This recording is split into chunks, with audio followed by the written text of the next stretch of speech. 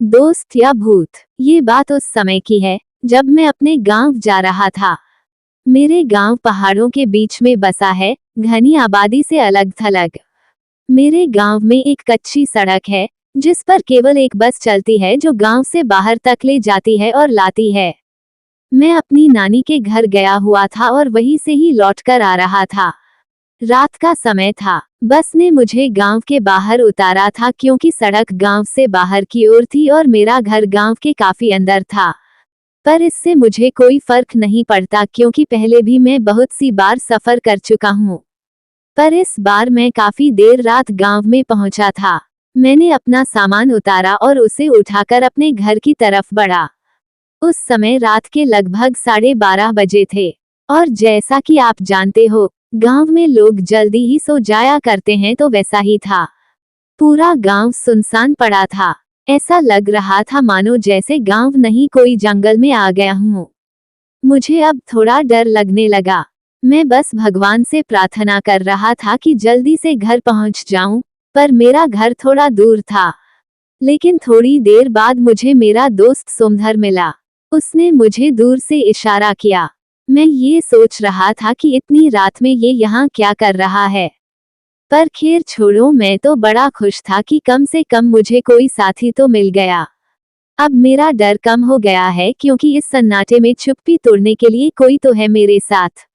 उसने मेरे पास आके मेरा बैग उठाया और मेरे आगे आगे चलने लगा। चलते हुए मैंने एक बात पर गौर किया कि ये इतना चुप चुप क्यों है। ये जब से मुझे मिला है तब से कुछ नहीं बोला। क्योंकि मेरा दोस्त सोमधर तो बहुत ही बातूनी है और ये तो इतना शांत, बड़ी ही अजीब बात है।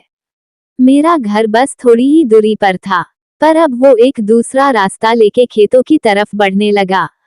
मैंने उसको कहा, अरे भाई कहाँ जा रहे हो? कब से देख रहा हूँ, बड़ी ही चुप हो और ये खेतों की तरफ कहाँ जा रहे हो?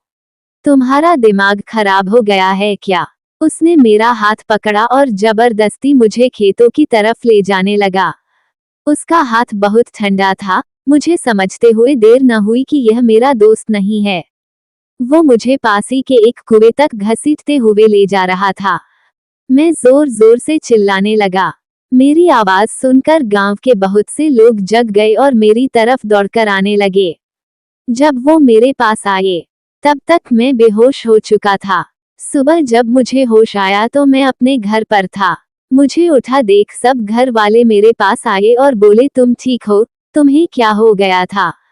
तुम रात को बरगद के पेड़ से लिपटे हुए बेहोश पड़े थे। तुम्हारे साथ क्या हुआ था? मैंने उन्हें अपने साथ जो हुआ वो सब बताया। उस समय मेरा दोस्त सोमधर भी वहां ही था। वो बोला कि मैं तो रात को अपने घर पर सो रहा था। तो वो कौन था जो मेरा साथ कल रात को था? मैं ऐसा सोचा और सबकी तरफ देखने लगा। यदि ये कहानी आपको पसंद आई हो तो अपने दोस्तों और अन्य लोगों के साथ शेयर जरूर करिएगा।